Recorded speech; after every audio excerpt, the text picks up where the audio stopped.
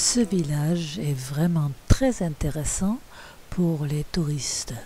Les femmes dansent et invitent de danser avec eux.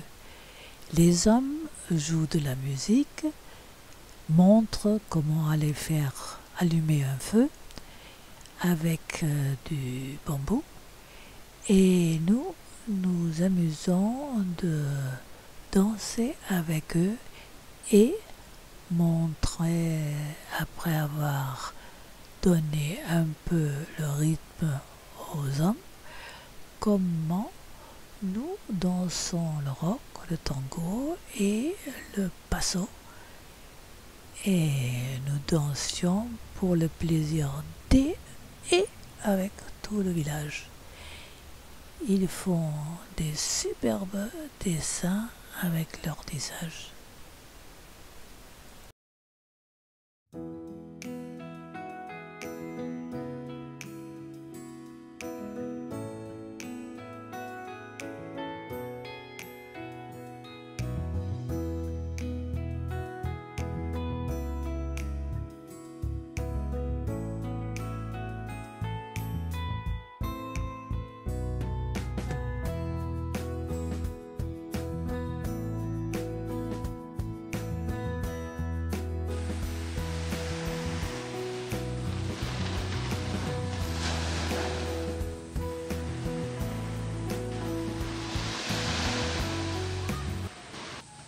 Malheureusement, il avait fait un énorme orage.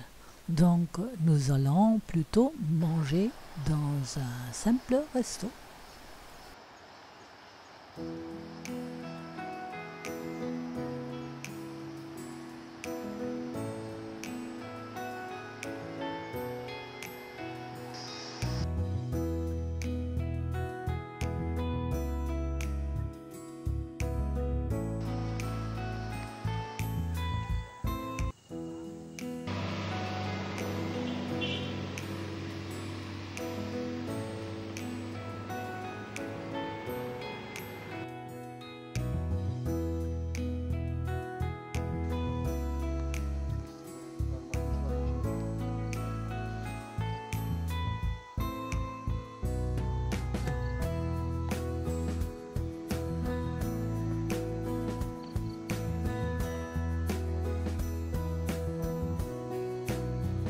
De loin, nous entendons des chants et voilà les chanteurs qui s'entraînent pour la nouvelle année avec une dirigeante très décidée.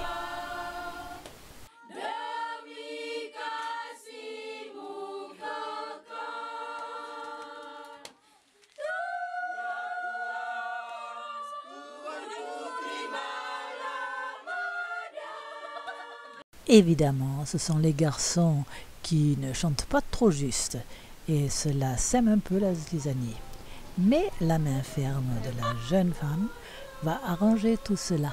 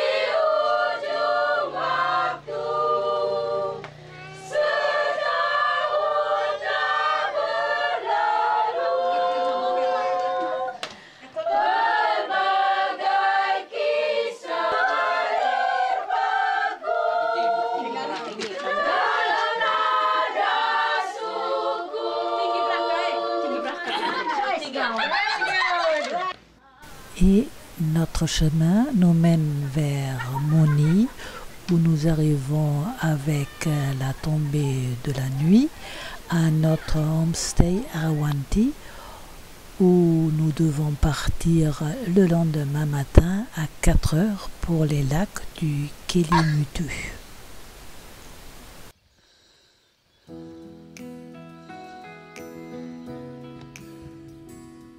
Pour les habitants, le Kelimutu est un volcan sacré. La légende veut que les âmes des morts montent vers ces lacs. Celles des jeunes rejoignent la chaleur du Tivanuvamurikofai, le lac turquois. Celles des vieux, le lac froid du Tiva Atapolo, le lac brun. Et celle des méchants, le Tivi Atapupu, le lac noir. Un escalier permet de monter au plus haut point de vue, l'Inspiration Point, d'où on peut apercevoir les 3 lacs. Le lac turquoise n'est jamais plus beau qu'au soleil. Et ça, on a aujourd'hui. Les variations des couleurs des lacs seraient dues à la dissolution de minéraux dans l'eau. Le paysage lunaire de son sommet donne au Kelimutu une atmosphère d'irréalité.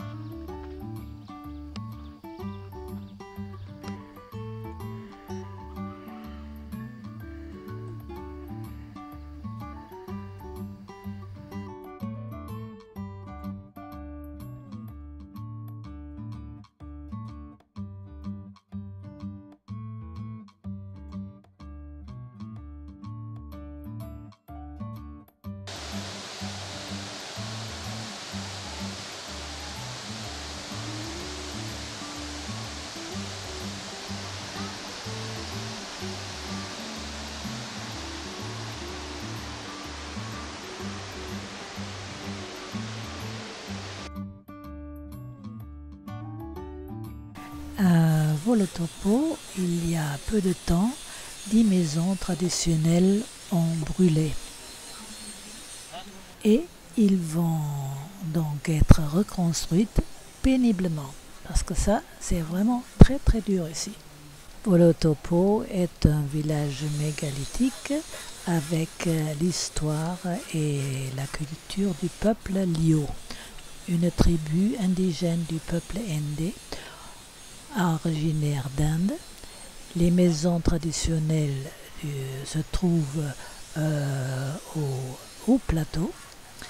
Dans le village de Volotopo, le mâle aîné a un rôle très important et a des droits et obligations particuliers, notamment le droit à tout héritage du chef de famille. Le peuple Liu croit en ses ancêtres en faisant des offrandes à Keda-Ganga.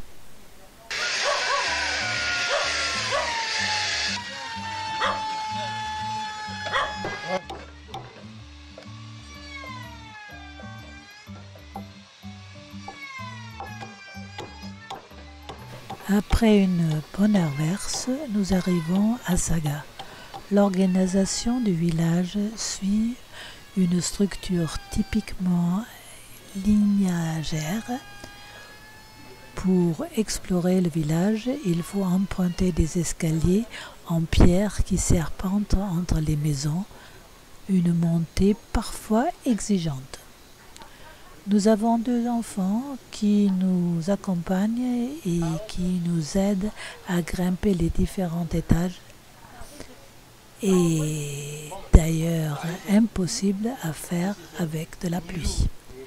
Puis le jeune Eddy nous raconte leur tradition. C'est simple, seulement les fils d'une famille peuvent rester habités dans le village. Les filles doivent déménager avec leur mari, car autrement les ancêtres ne peuvent pas être contents. La montée jusqu'à la dernière maison est une véritable via ferrata. Le jeune Eddy nous montre la taille de leur territoire. Ils cultivent du riz et des macadamias et naturellement différents légumes. Nous donnons quelques conseils concernant leurs bêtes et surtout pour les déchets sur leur terrain. Et Eddy était très reconnaissant, vraiment une rencontre très agréable. Ils ont une fois par an une grande cérémonie et puis, suivant les événements, plusieurs petites. Pour la construction d'une maison, il y a 5 différentes petites fêtes avec sacrifice de cochon. Au premier, le sang est dispersé sur le sol, puis versé dans les fondations, puis pour les sols, puis pour les murs et le toit, puis pour la pendaison de la crémaillère. Lors des cérémonies traditionnelles au cours desquelles toutes les familles issues des différentes tribus du village se ressemblent pour honorer leurs ancêtres et célébrer les rituels coutumiers. Ces événements sont riches en symbolisme et en traditions transmises de génération en génération.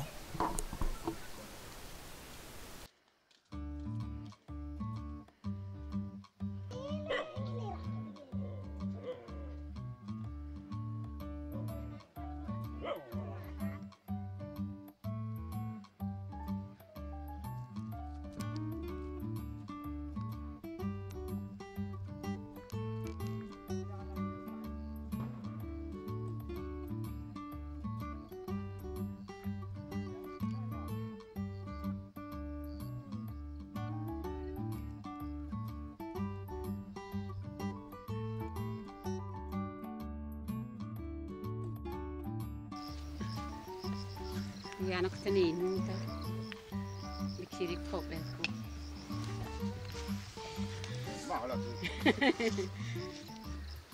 Hello. But that area still us. Is us. Okay, so all this ground. Yeah, still behind up to behind of the small hill here. Yes. Behind there. Still our tree. And mostly we plant the macadam. We can show like in a flat area down there. Yes. We plant the corn and the Yes. rice. And rice. Okay. But only for the ceremony. Yeah. I will some picture later. Some tourists they went with me there. Yeah. It's also I will some picture when we go to the waterfall. Some young tourist picture. Yeah. Yeah. Because, like us, we are too old. Yes, I know. We are a little Mama. bit too old. It's already all big, not strong like when we Yeah. still young. Yeah. Exactly. So you want to do?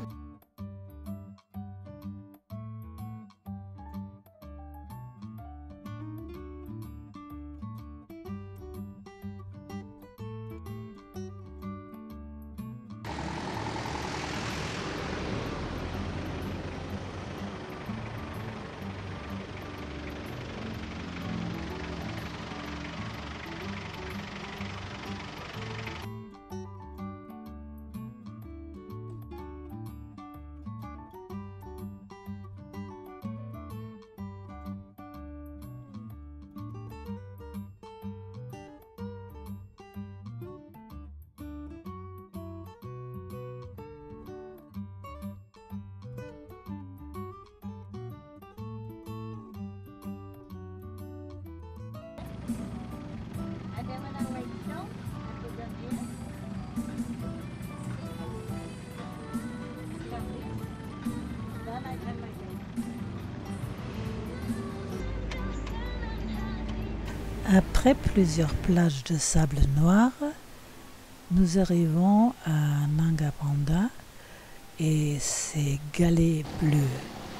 C'est juste à côté de la route et il y a beaucoup de gens qui ramassent ces jolies pierres. Il paraît on les transporte même jusqu'à Bali où on fait des salles de bain avec.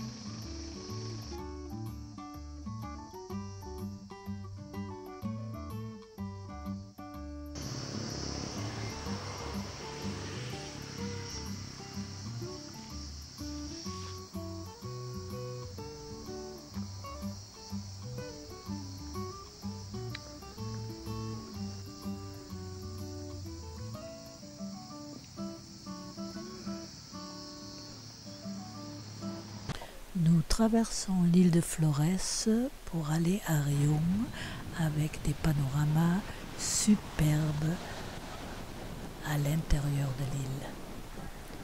Puis nous arrêtons au Pantai Vatulajar pour profiter de la vue sur toutes les petites îles comme Ular. Puis nous passons la nuit au Bintang Wisata et pour le soir au resto juste à côté, le Nura Maria Restaurant.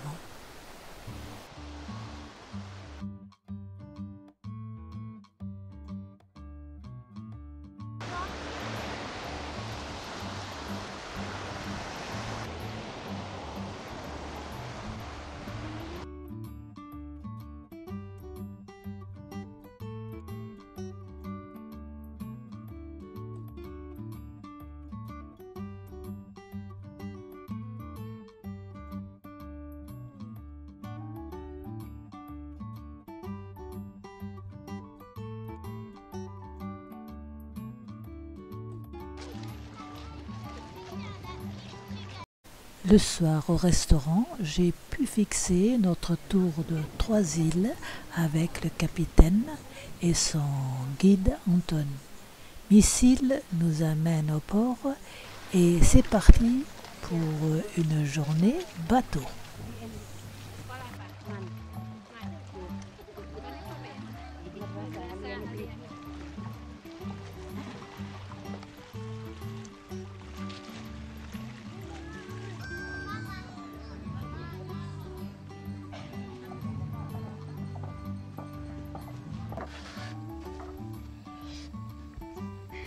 Avec le guide Anton, la première île, nous partirons du bateau pour un snorkeling de 3 heures avec un très beau corail et de superbes poissons.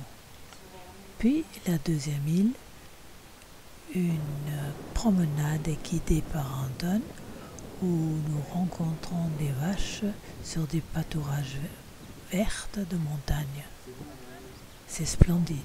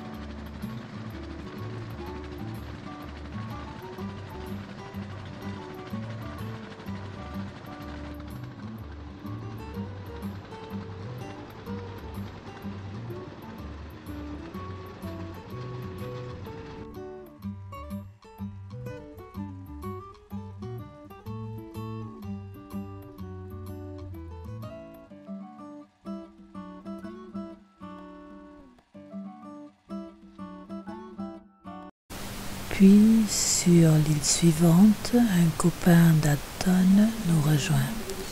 Nous avons apporté nos fruits, comme toujours, mais le capitaine part pour chercher du poisson frais pour un délicieux barbecue. Après, une bonne sieste relaxante dans l'eau s'impose.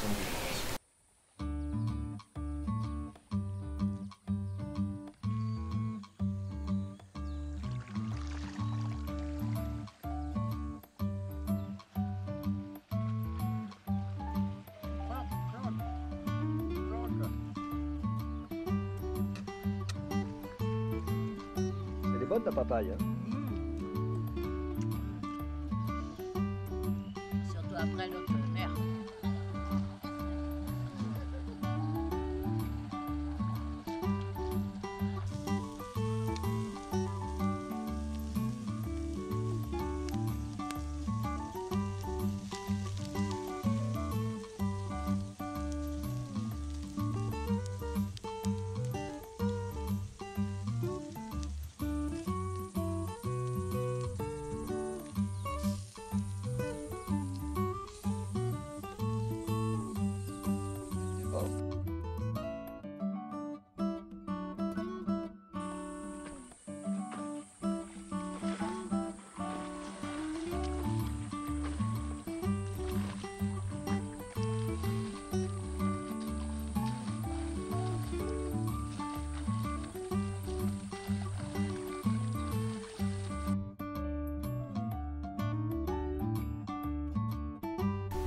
Pour clore cette belle journée, nous arrivons à l'île aux chauves-souris, ou plutôt des roussettes, où nous attend un spectacle fabuleux, parce que jamais nous avions vu autant de chauves-souris auparavant, qui en plus se laissent facilement déranger par les cris et les bruits un peu sauvages, il faut dire, de notre équipe du bateau.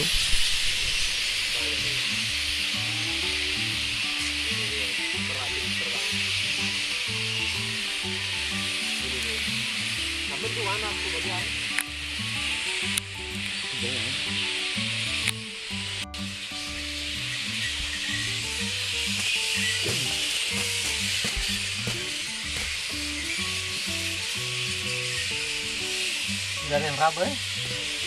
Udah raba rasanya?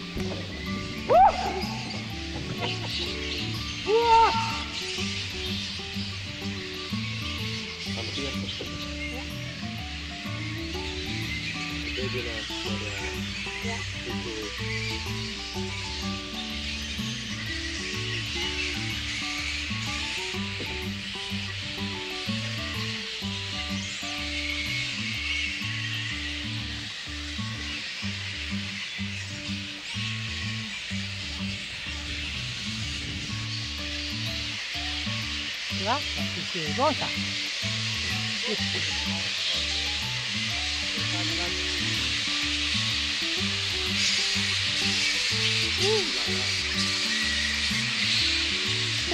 Some of them with the baby under the stomach, Yeah, yeah, certaines sont avec des bébés.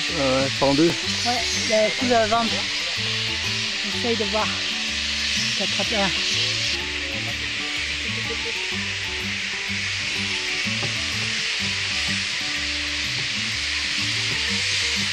On va essayer quand même encore une fois un peu avec le mien.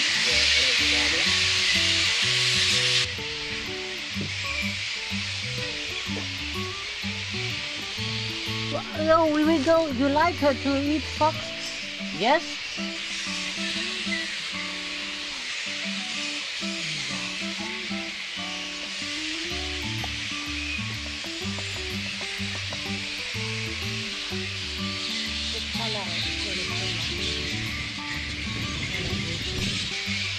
Elle est gentille.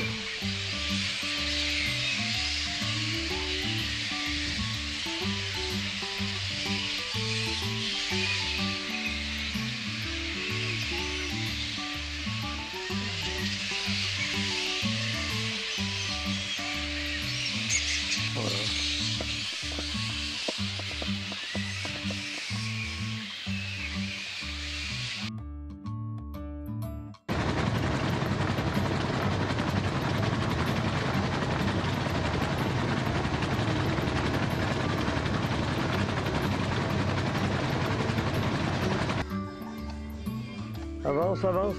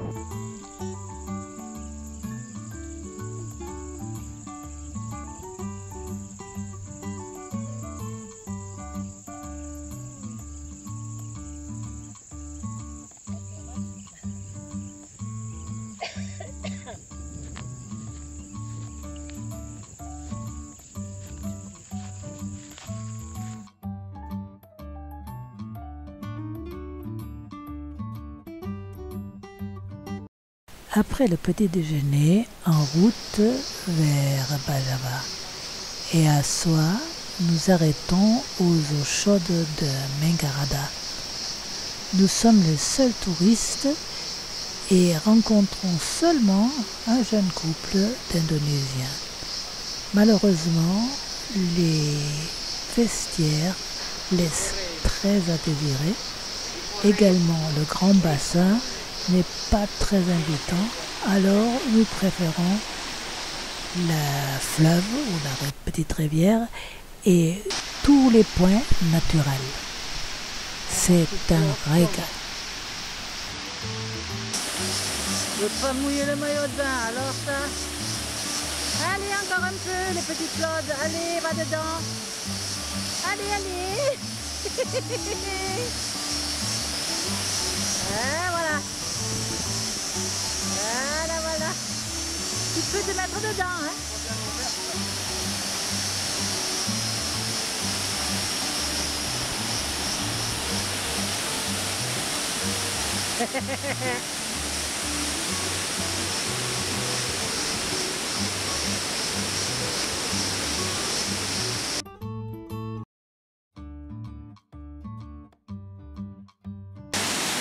Presque.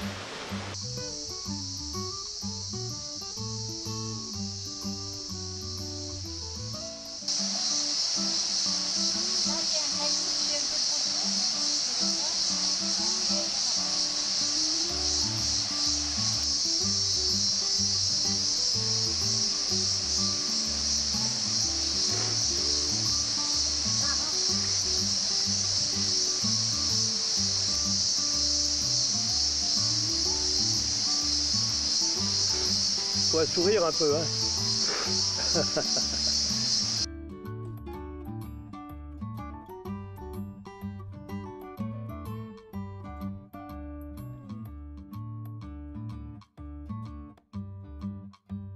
Les chambres au premier étage ont de l'eau chaude, mais dans la cour, elles sont très bien, mais avec de l'eau froide.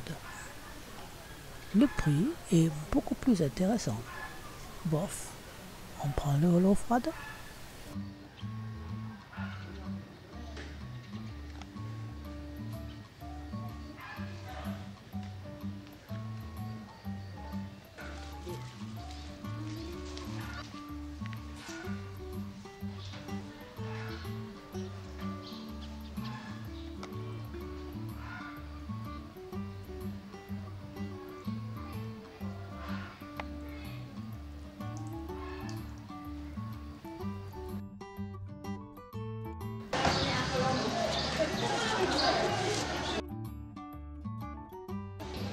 Missile nous a proposé de nous servir de guide.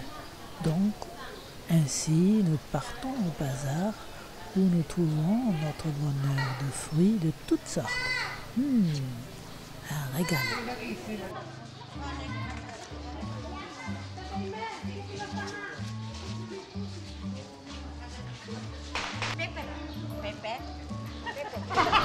Alla peper,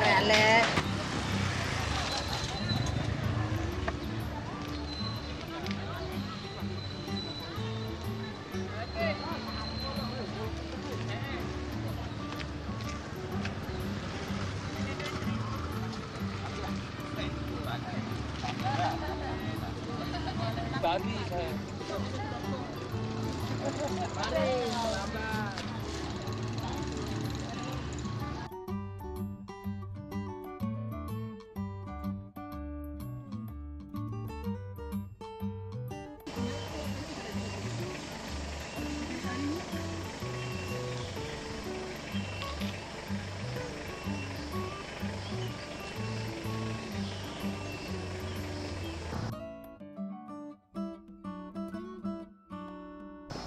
À Langa, avec vue sur le volcan Inerva, qui est à 2245 mètres, il y a des Ngadahu, les mâles, et les Bahaga, les femelles. Les vieilles croyances animistes mêlées au christianisme. Ils vénèrent Gaedeva, un dieu qui unit Devazeta, les cieux, et Nitasale, la terre. Les symboles les plus visibles de la tradition Ngada sont les pères, Ngadahu et Baga. Le Ngadahu est une structure en parasol d'environ de 3 mètres de haut, au montant de bois sculpté et à l'ombrelle de chaume. Le Baga est une maison miniature au toit de chaume. Chaque père est associé à une famille particulière de village. Certaines ont été érigées il y a plus de 100 ans pour commémorer les ancêtres morts lors de très anciennes batailles.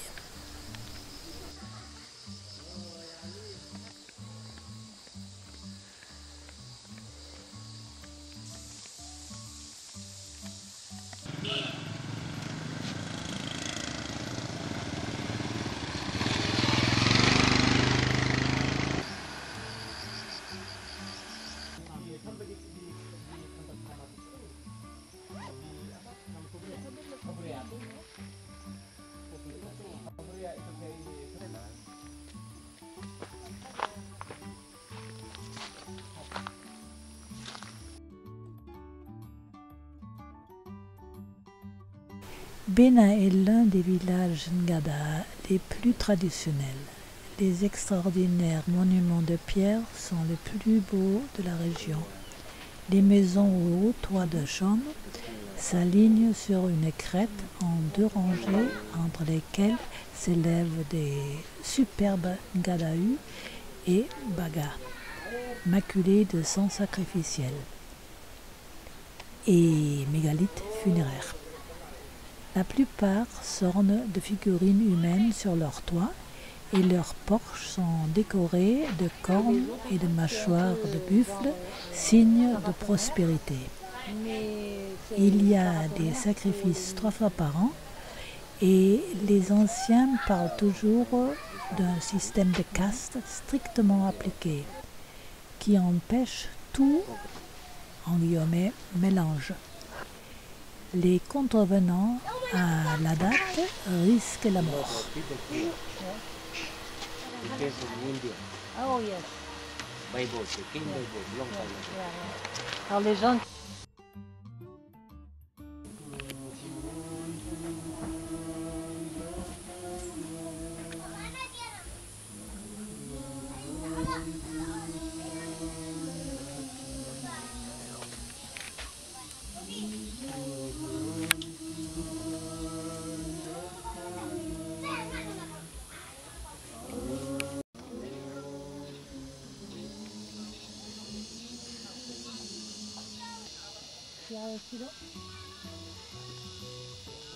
Non. Ah oui.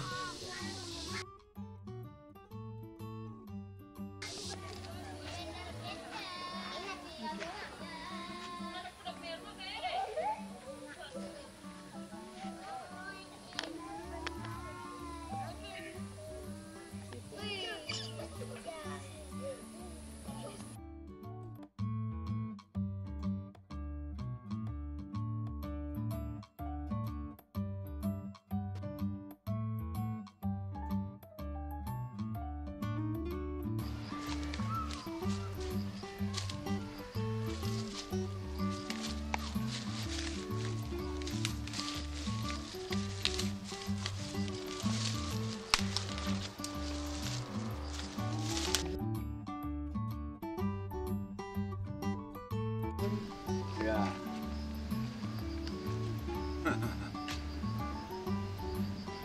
From? Francis. France, bagus.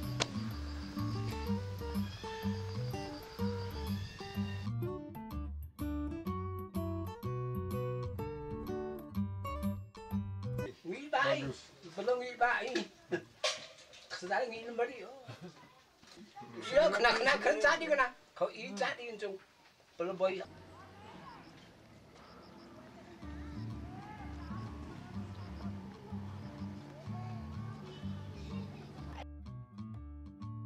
Aí.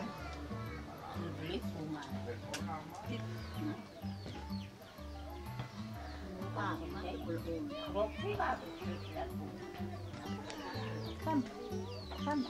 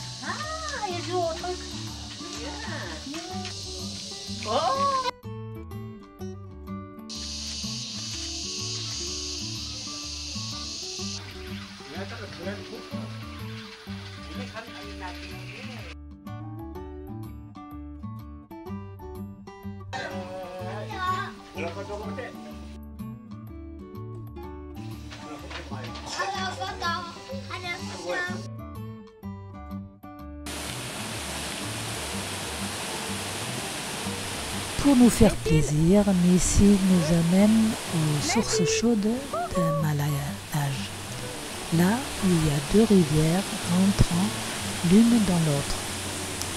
Mais une chaude, même brûlante, et l'autre froide, donc beaucoup de buée. La route pour y arriver est très mauvaise et quand on arrive, il commence en plus à pleuvoir. Heureusement, j'ai mon imperméable et des chaussures pour nager, mais l'eau est vraiment trop brûlante.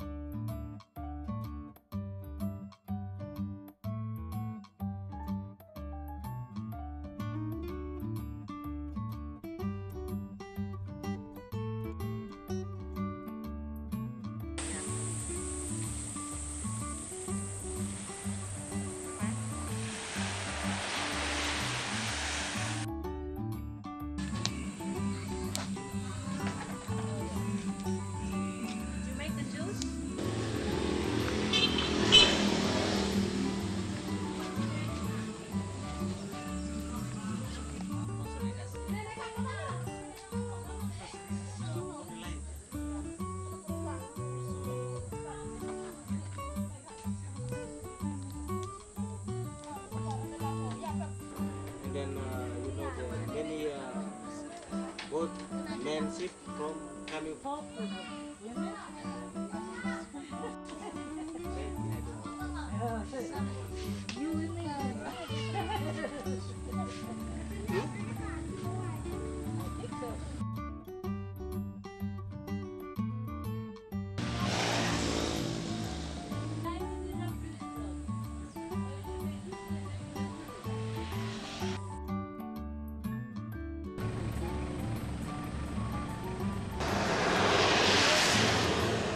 Et en haut là, je vois un bidon là. Effectivement, en haut, dans les palmiers, les récipients pour le jus de palme pour fabriquer l'arak. D'ailleurs, nous avons acheté une bouteille pour Vairebo pour le cadeau au chef du village.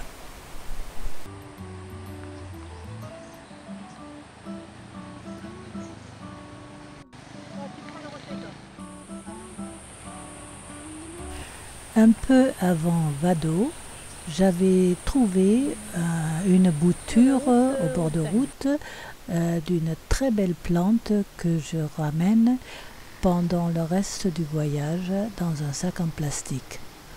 Nous arrêtons à côté de cet artisan qui tresse des murs en bambou sur le bord de la route et nous regardons admiratifs cet art et allons manger dans le petit varon à côté.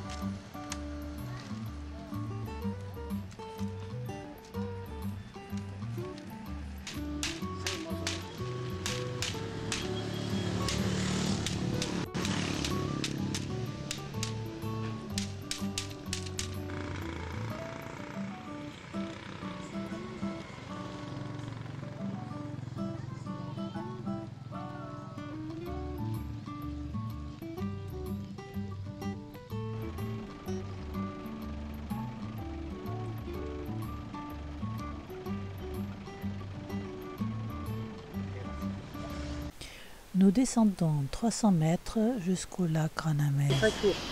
Mais tout est un peu négligé. Arrivé à Rotan, il pleut des cordes, un épais brouillard, et nous trouvons le couvent Santa Maria Napolitana qui loue également des chambres aux touristes. Avec l'eau chaude, nous prenons une bonne douche chaude, sortons des vêtements plus chauds et prenons un bon thé dans le salon avec d'autres touristes. Le couvent possède une superbe propriété, très bien entretenue, et des belles plantes et plusieurs bâtiments avec naturellement une église. La décoration de Noël est également dans le bâtiment des chambres et dans l'église. Très bien.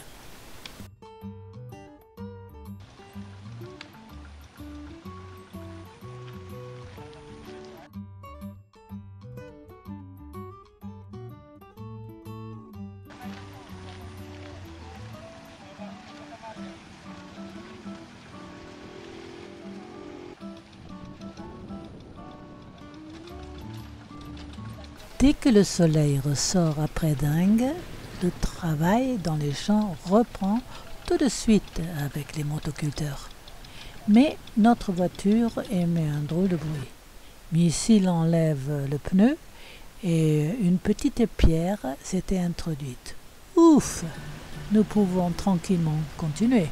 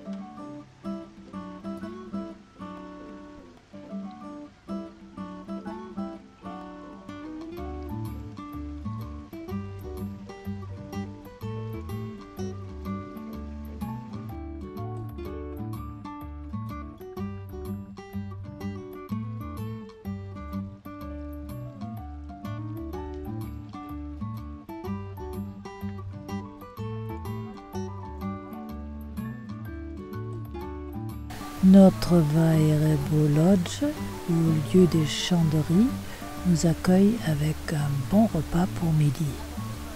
Nous avons un joli bungalow en bois et bambou. Et après manger, nous nous promenons encore à pied jusqu'au bord de mer. Mais pas de baignade aujourd'hui. Nous avons eu assez de pluie.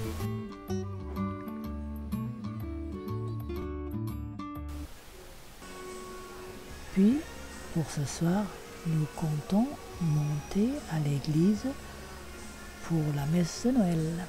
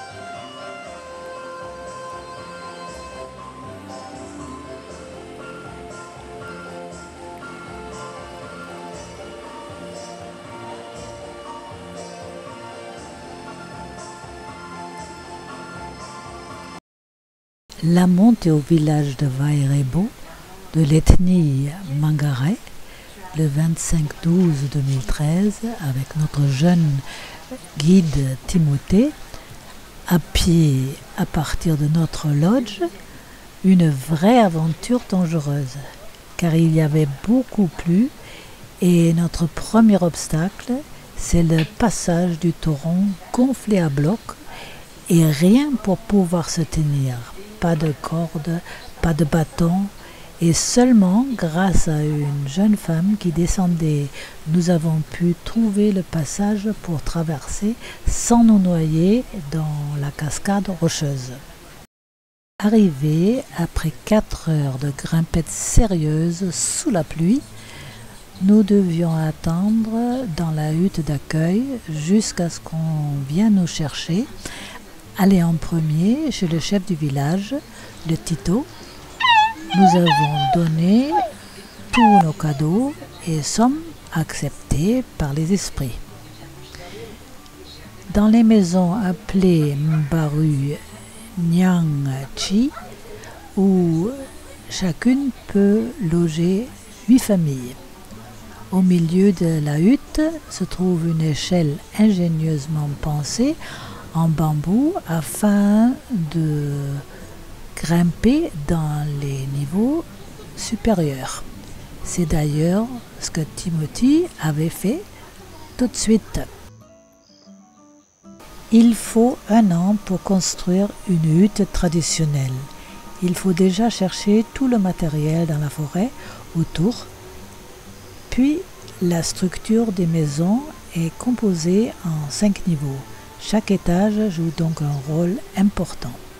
Le premier, c'est les lutures, le rez-de-chaussée, l'espace de vie quotidienne, encerclé par les couchages.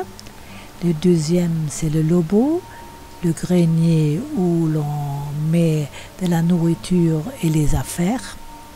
Le troisième, c'est le lentar, un deuxième espace plutôt dédié à l'agriculture où on stocke les graines pour la prochaine saison.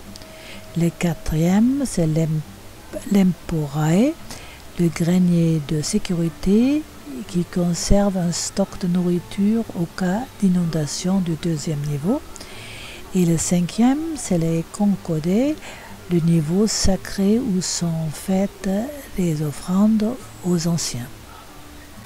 Heureusement, nous étions les seuls visiteurs.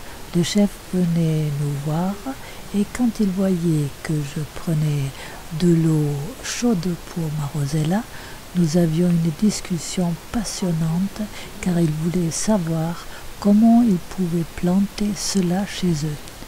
Avec mes quelques mots d'indonésien et avec l'aide de Timo, j'expliquais et les yeux du chef brillaient d'intérêt en m'observant. Comme il faisait un peu beau, il nous invitait de faire, si nous désirions, des photos et des vidéos. Je leur montrais ce que nous avions déjà sur la tablette et ils étaient très enthousiastes. Claude demandait un max pour la construction actuelle d'une nouvelle hutte et nous avions, malgré le manque de langue, une conversation très animée. La pluie nous faisait fuir à l'intérieur. Nous cherchions des vêtements secs car il faisait plutôt froid. Même Timo tremblait de froid et je lui donnais ma serviette de bain parce qu'évidemment il n'avait rien de prévu pour changer. Puis je rejoignis les femmes dans la cuisine, dans le noir. Seulement le foyer de cuisson leur donnait un peu de lumière et elles nous préparaient le repas du soir. Après un moment, j'allais chercher ma lampe frontale et quelle joie de voir comme elles en étaient contentes de mieux voir.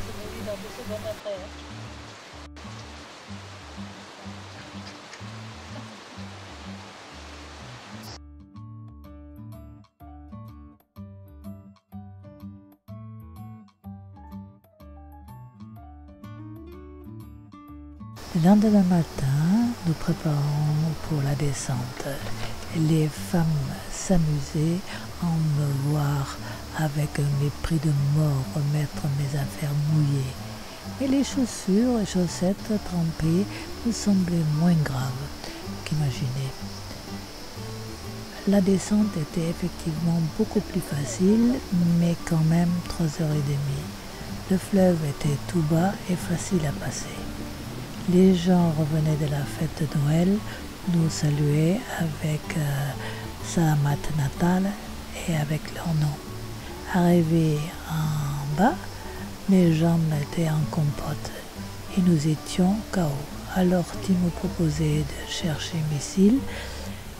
Nous nous essayons sur 2 pierres en enlevant toutes les affaires mouillées et sales et en très peu de temps, nous avions de nouveau une ribambelle d'enfants autour de nous. On se sentait comme aux zoo. Soudain, de nouveau, le camion de la veille était là et nous ramenait au lodge.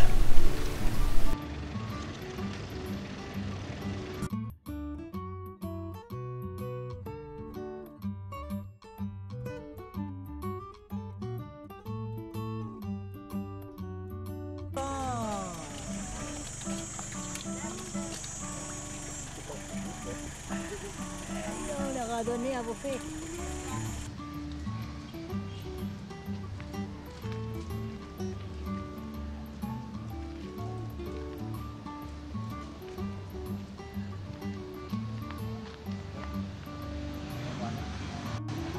Et là, c'est la pause déjeuner.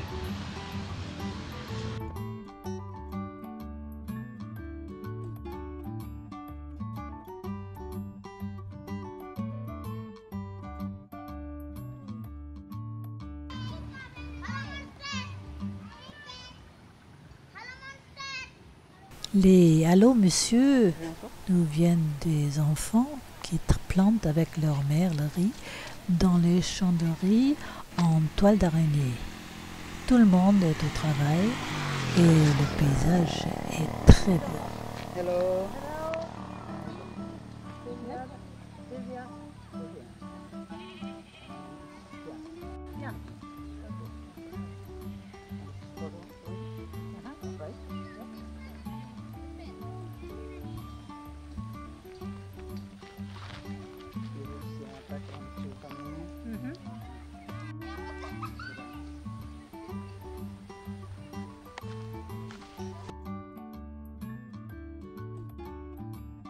En arrivant à Labuan-Bajo, je cherche tout de suite le bureau d'immigration pour notre visa. Mais c'était fermé. Seulement un panneau avec des numéros de téléphone. Mais un peu de chance, une voiture avec un numéro rouge arrive, 4 hommes en sortent et j'utilise tout mon charme pour leur faire encore aujourd'hui notre visa. J'avais presque réussi, mais en cherchant mes photocopies, il en manquait 2.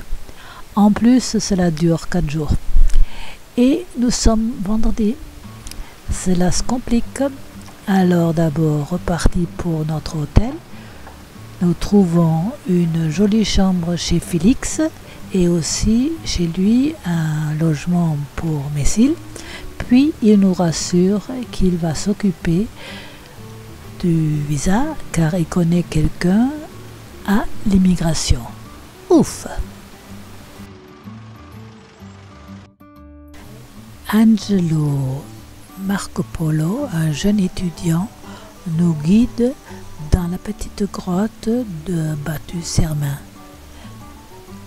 Vanté pour les illuminations du soleil quand on la visite au bon moment. Mais il y a aussi plein de fossiles de coraux, un fossile de tortue, des beaux stalactites et stalagmites. La grotte a été à l'origine sous l'eau. Dans la grotte, il y a une fenêtre où le soleil passe sur un trou où, après la pluie, l'eau monte jusqu'à 50 mètres et on peut se voir comme dans un miroir. Mais pas aujourd'hui. Il fait trop chaud.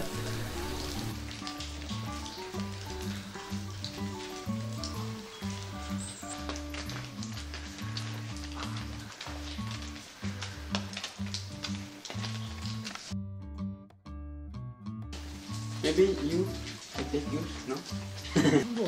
T'as fait celui-là là? Yeah. Bees, honeybees. Yeah. Let me help. En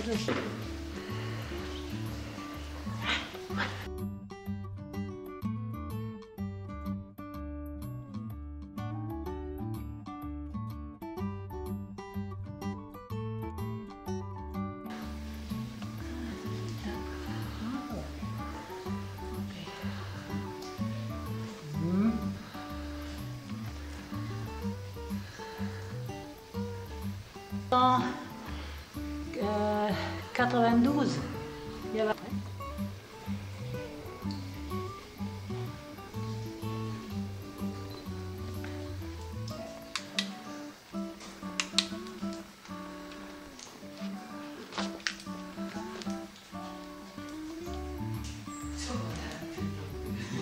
Yeah, difficult. Mereka di hebat, di baru mereka trekking selama ini.